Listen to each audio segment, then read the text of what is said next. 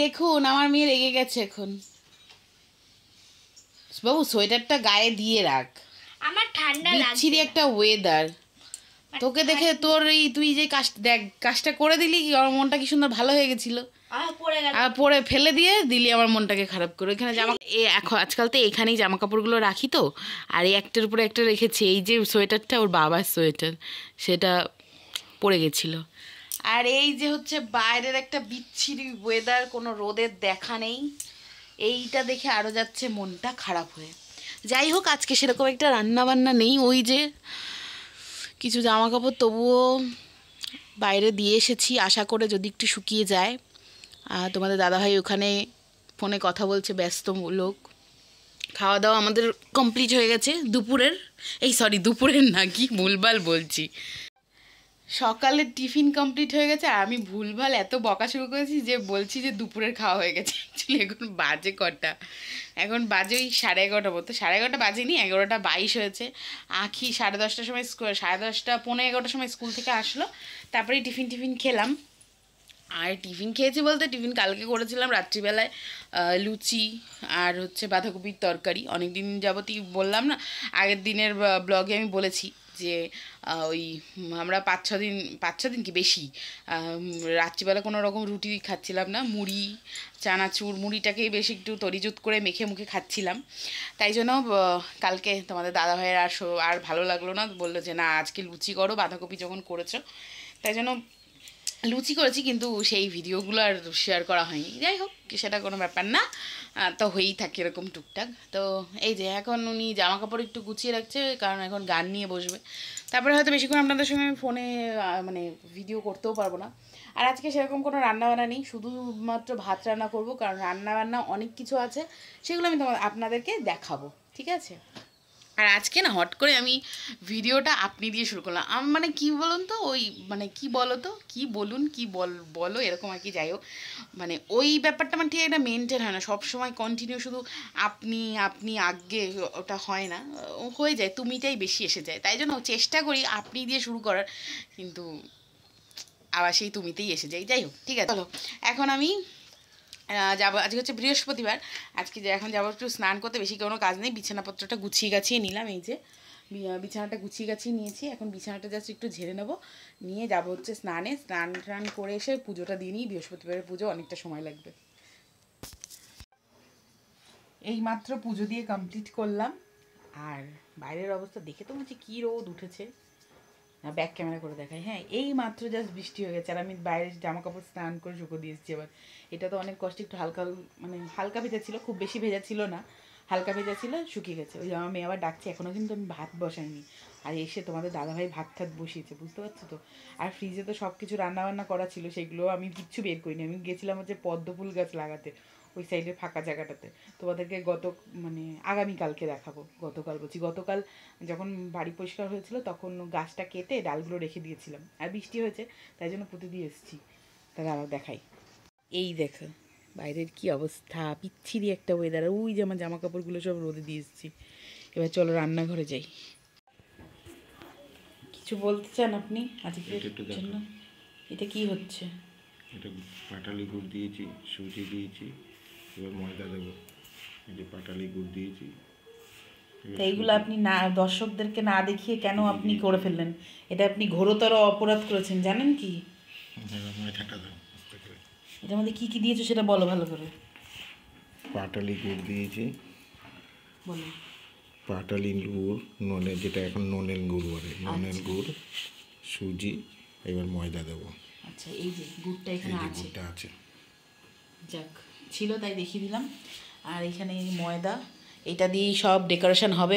এটা হচ্ছে বিকেলে, আমি যে দুপুরবেলায় কোনো খাটাখাটনি করলাম না, আর এটার জন্য পানিশমেন্ট হচ্ছে বিকেলবেলা আমাকে জম্মের খাটতে হবে।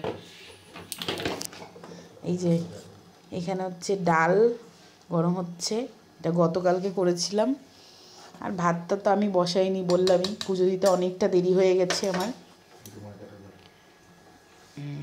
আর একটু হবে ভাতটা, দাঁড়া দিচ্ছি।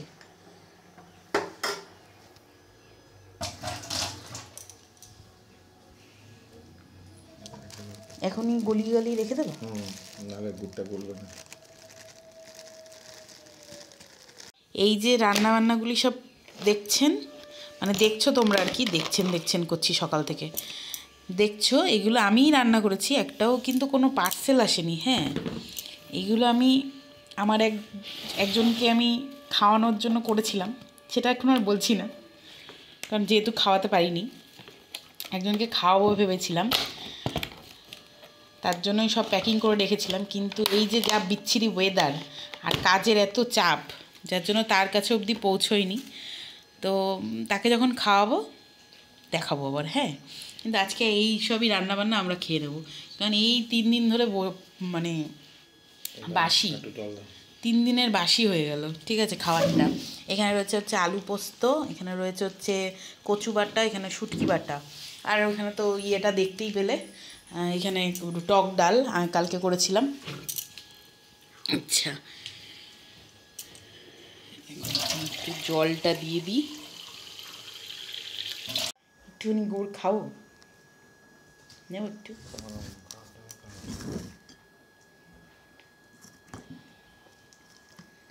মা নরম তো, আমি তো ভাবলাম মানে শক্ত হবে।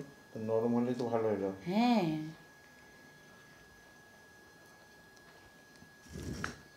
এই গুড় দিয়ে শুধু রুটি, ব্যাস, তাহলেই হবে। আর এই রান্নাঘরে না এমন একটু মানে আলো 2খানা লাইট জ্বালানো হয়, তবু মানে আলো খেলে না এখন, কেন কে জানে, বিচ্ছিরি এটা অন্ধকার অন্ধকার। এদিকে যদি জানলাটা না খুললে ঘরটা একদম অন্ধকার।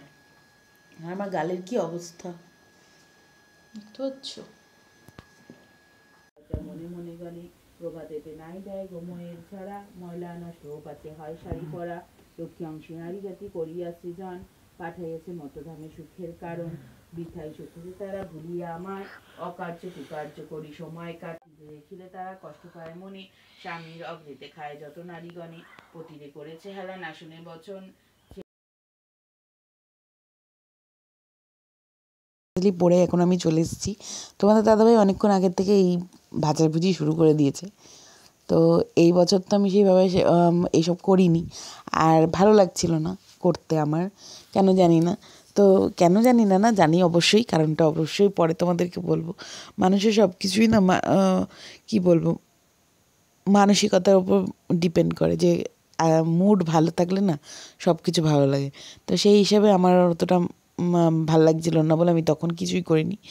এবছর আর কি ঠাকুরকে দিয়েছি, মানে ওই যে মিষ্টির দোকানে যেগুলো পাওয়া যায় ওখান থেকেই কিনে নিয়ে এসেই দিয়েছিলাম, বাড়িতে আর বানাইনি।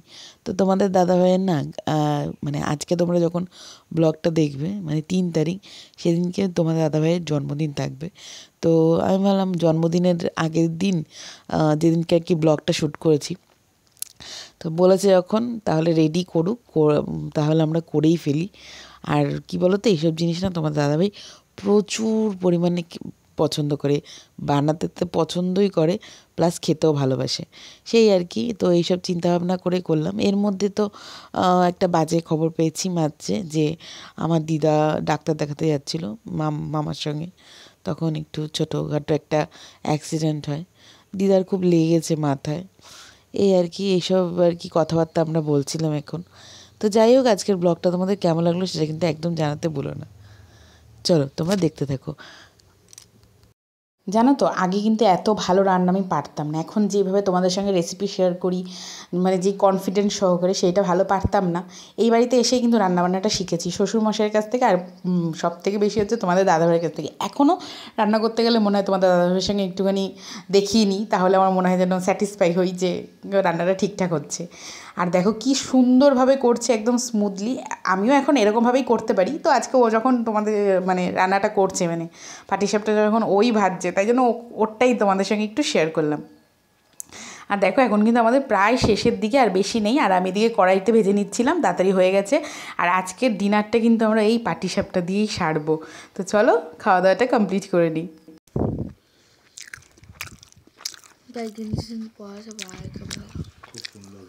নিজেই বানিয়েছো, নিজে প্রশংসা নিজে করছে। হ্যাঁ, ওই জন্য বেশি প্রশংসা।